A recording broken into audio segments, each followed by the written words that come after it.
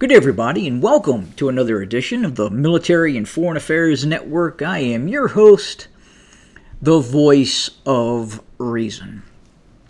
In this episode, I'm going to have a discussion about a pathway to a better America, a better United States. Now, I quite often talk about the ununited states of America and kind of where we are heading and really how we are heading in that direction. What is the cause of that? And I continue to stick by my theory that is based on some very factual information that the educational system here in the United States is causing the failure of the United States. Again, as I've talked about before, if you kind of look at grade schools and universities today and what those students are being taught, indoctrination centers for far left theory of thought.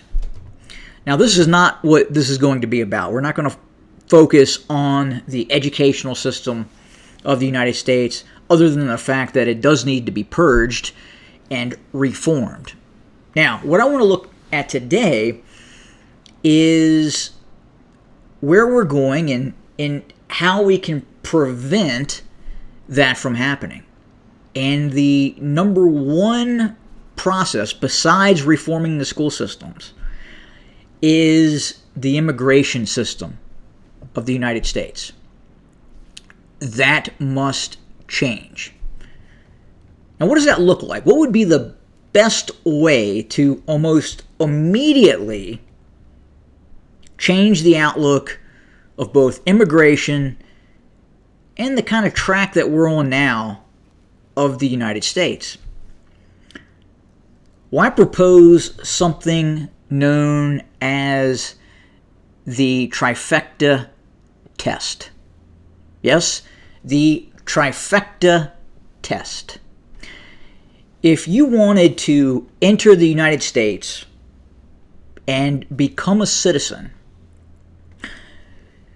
under the Trifecta testing process, you would go through a series of 3 tests.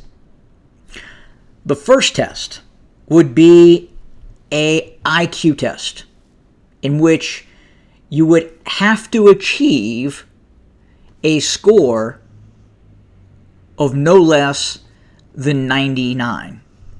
If you achieve a score of 99, you now have a pathway to citizenship, a score of 99. The current IQ score of someone in the United States is about 100, about 100, 101-ish. So 99. Not an impossible feat, but you have to be relatively intelligent to get into the United States and become a producing citizen. Second, an English test. You have to be able to read, write, and communicate in the English language. That has to be done. And third, and finally, and quite possibly the most important, is the compatibility test. The compatibility test. Now look, there's going to be cases where untruthful people will be able to pass that test. Now, again, hopefully, in conjunction with the IQ test, the English test, the compatibility test will obviously be a component. The compatibility test. You'll need to take a citizenship test. This will not just be one test, but more or less a test and a series of questions that you, the applicant for U.S. citizenship, would have to answer. The compatibility test. Do you come from a nation state that practices religious extremism?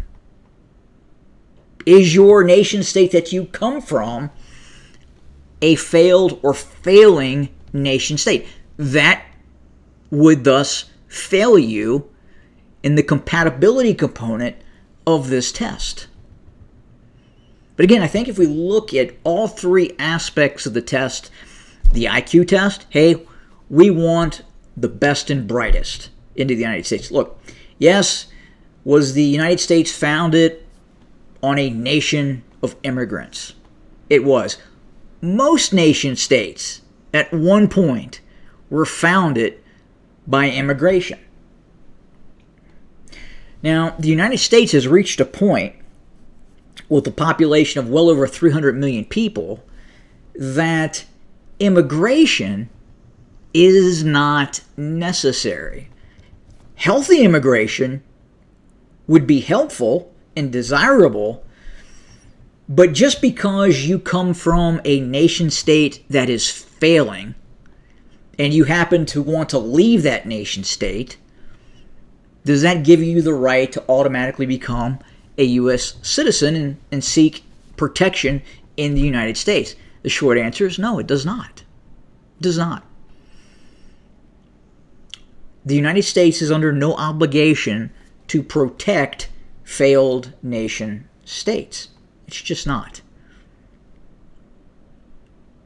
So again, the pathway to a better America in terms of immigration starts with an IQ test, an English test, written and basic communication, and then finally the compatibility test. A citizenship test, i.e. who was the first president of the United States, explain our system of government, where do you come from, why do you want to be here, where do you see yourself in 10 years, what's more important to you, your religion or your country? Those are questions that have to be answered. Now, obviously, some people will lie. But again, hopefully based on the IQ, the English test, we would end up filtering most of those individuals out. Now, hey, what I wanted to do is take you to a IQ test that has taken place. So these are the top 10 countries with the highest average IQ. Number 1, China, 107. South Korea. There is some debate on who has the higher IQ, China or South Korea. Pick your enemy wisely, right? Iran, IQ of 106. 106. So why isn't Iran progressing as a society? Well, again, we talked about that religious component.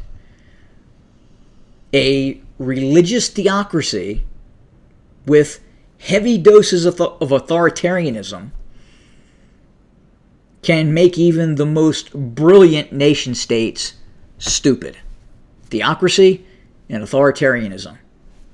Case in point, Iran. Brilliant people. Super smart people. Again, that IQ is being stifled by internal processes in Iran. 5, Singapore. 6, again, here I'm speaking to people in the United States. Know your adversary. Russia, 103, the average IQ. Guys, here in the United States, the average Russian is smarter than the average citizen of the United States right now. Mongolia, Armenia, 103. Armenia was actually, I don't know if you guys knew this or not, but back in the Soviet Union, the Republic of Armenia was essentially their center of technology and kind of future-facing technology. Armenia was. Really smart people from Armenia. Australia, 102, and then finally Spain at 102.3. Now what I want to do is go over here to this one, and then we have a more enhanced IQ rankings.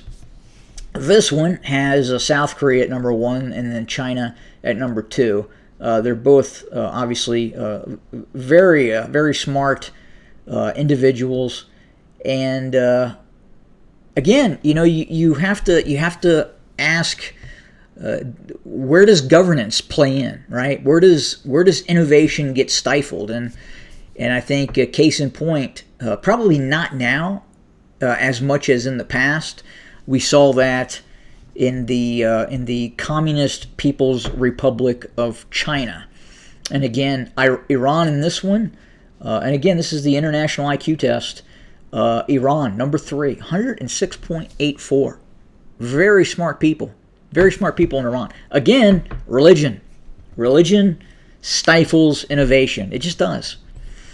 And then you can see as we go down here, Austria, Canada, the Deutschland, Germany, 102.36, Slovenia, 102, Mongolia, that's interesting, Israel, 102, Sri Lanka, that was kind of a surprise, 102.16, Italy, 102.11, and then we just kind of go down the process here, Serbia, 100. So any of these peoples, again, we're looking for a 99. So the top 50 countries, the top 50 quote-unquote smartest countries in the world, there's a pathway, 99. We want that cutoff at 99, right? Now what's interesting is there's an entire continent that is... Am I off base here? No. I mean, it is what it is. I mean, you're either on this or you're not, right? You take the test, you do well, and you're on the top 50 list. If you're not, then you're not. You're just not. Do better. Do better, right? Maybe you can't. I don't know.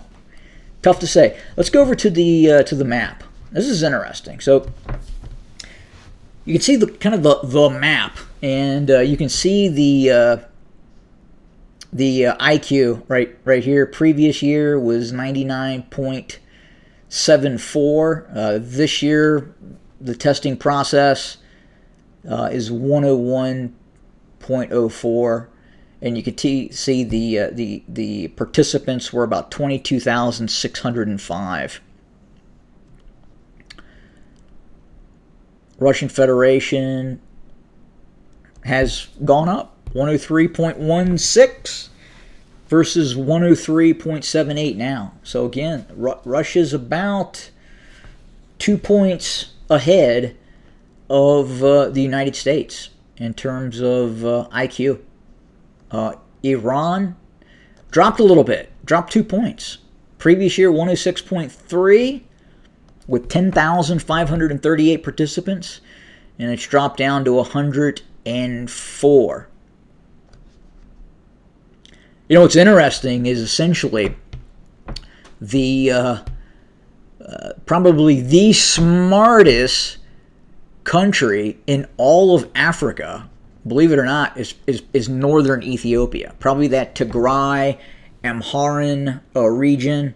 Average IQ is about 96. It's actually higher or equal to Egypt, and it's higher than Libya, close to Algeria, and then it completely blows out the rest of sub-Saharan Africa. Now look, the people that reside in that area are completely different. I would say genetic offset or genetic difference than, say, the people from West Africa. I mean, it just is. The DRC, the Democratic Republic of Congo, is 88, right? And it's quite possibly that IQ scores in that area, given the participant rate, is quite a bit lower. It is estimated that in some places in Southwest Africa, the about 30% of the population could be a borderline retarded or equal to in terms of Western standards, right? Okay. I mean, it's just I found this on the web for the about. It just is, and good old Grok wants to try to get into this a little bit, and yeah, Grok has lightened up a little bit. It was giving us some problems in terms of I would say information. So we'll see what happens. But again, this is interesting to look at in terms of scores and look. How do you tie this into the success of a nation state? Well, look, if you have higher IQ scores, you are going to, in all probability, advance quicker in technology. You are going to be able to invent things, create things, okay? Now, here's what we know. And this is just a fact, right? When a low IQ society that has progress that is stagnant, right? Let's say a nation state or a grouping of peoples have not discovered the wheel yet, or they have basic rudimentary metallurgy. They have not discovered or created codified laws, or they have not developed a written language. There have been many cases throughout history where more advanced civilizations that have created codified laws, that have created advanced metallurgy and gunpowder, and have advanced, they then meet these lower IQ groupings of people that unfortunately have not yet discovered the wheel, that are pre-codified laws, that are pre-written language, they are multi-story dwelling building capability, right? What happens? Well, usually that group of people end up getting subjugated. Look, if you're smart and you advance, and at the same time you understand basic human psyche, that the law of the quote unquote jungle, right? You could end up getting preyed upon. And if you know that and you understand that and you're relatively intelligent and more advanced than another society, then that's not going to happen to you. If you are less intelligent, have a lower IQ, and you have not progressed into more advanced metallurgy, and you engage a more advanced society, and conflict erupts, you are probably going to be subjugated. And that kind of falls into the realm of servitude, right? How does one get placed into servitude of another grouping of people? Lower intelligence and lower military capacity. And the two kind of run hand in hand, right? One could argue that, all right, a more advanced military would have access to codified laws, and which then allows for the creation of organizational structures within a military, right? The free flow of ideas to develop strategy and tactics to engage in war. And again, the nation state that is ahead, that is smarter, that is doing better, in all probability is going to subjugate that other nation state. Now look, we can say, look, things are different now, right? In the year 2026, things are different than in the 1600s, the 1700s, the 1500s, right? Are we really? to some extent, but servitude and slavery still exist. And if you face an adversary that is more advanced than you, in all probability, in some way, you're going to end up in some form of subjugation. It's going to happen. Now, it may not take on or manifest the form of, hey, you are now a slave. It may not look like that, but it could be very close to that, just called something different. We human beings have not changed that much. We still go after each other with abandon. And it happens. And again, as long as we as a society accept that, right? And we understand that, hey, look, it's probably not a good idea to import poverty and low intelligence.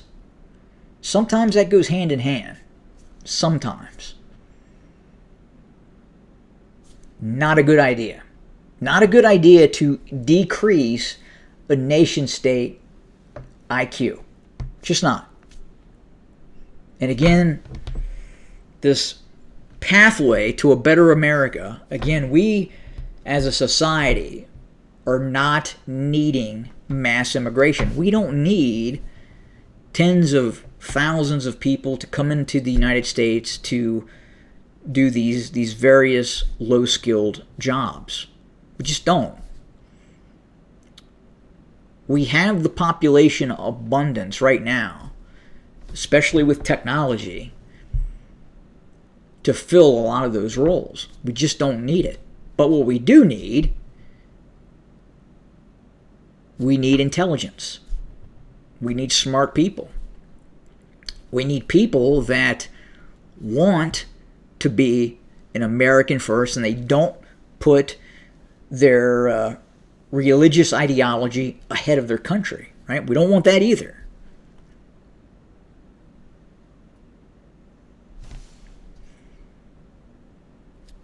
That would be, again, this trifecta test: IQ, English ability, and the compatibility test. It would filter out most groupings of people that simply would not have the ability to function very well in society. And you can look at this in Europe as well. Western Europe specifically, is going through a very challenging period. Again, just like to some extent, I believe that here in the United States, it's more of filling out voter rolls for the Democrat Socialist Party, right? Poor, low IQ being imported into the United States equals votes for the Democratic Socialist Party. Europe, maybe a little different. Definitely think there's a political flair to it. But again, importing masses of poverty with individuals, with large amounts of individuals that put religion ahead of country. Religion ahead of country. I saw an interesting piece of content where I think this gal was from Bangladesh or somewhere from the one of the subcontinents, India, Bangladesh, whatever, Pakistan, who knows. Again, not really compatible, I believe, at least, with Western way of living. But she alleged, hey, my grandparent or my mother and father were quote unquote born in the United Kingdom, and I was born in the United Kingdom, right? But they married, right? parents married within their own racial grouping. Okay, so just note that, right? And out pops her, right? But she believed that her parents were lawful British citizens. Were they British citizens in terms of the way the law is now? Kinda, yeah. But were they Englishmen? Were they English people? No, absolutely not. Absolutely not. And what's interesting, if we were to take a person from the United Kingdom and a person from, let's say, from France, right? And they go and they move into Bangladesh, okay? And they have a child. And that child then decides to marry another Western European, okay? And they have a child. Now, obviously, that child was now born in Bangladesh, right? But are they Bangladeshi? Are they? Are they really? And the short answer, if you were to ask anyone in Bangladesh, hey, is that person Bangladesh? Well, the short answer would be no. Same thing. Same thing. You may have British citizenship. You may have citizenship in Germany. But are you a German? Are you an Englishman? No. You may think you are, but you're not. But you're not. And I thought that was a interesting way to look at things, and especially in terms of how it seems to be accepted in certain Western European countries, but you flip the coin and you go to some of these other nation states. You go to Saudi Arabia or Kuwait or Iran, Bangladesh, India. Not quite the same. You may have been born there, but are you? No, you're not. You're not. Absolutely not. But again, I think, the Trifecta Test. IQ. Language. And then finally, the compatibility. You fail any of these? Sorry. Just not going to happen. Go back to your nation state where you were born and try to make it better.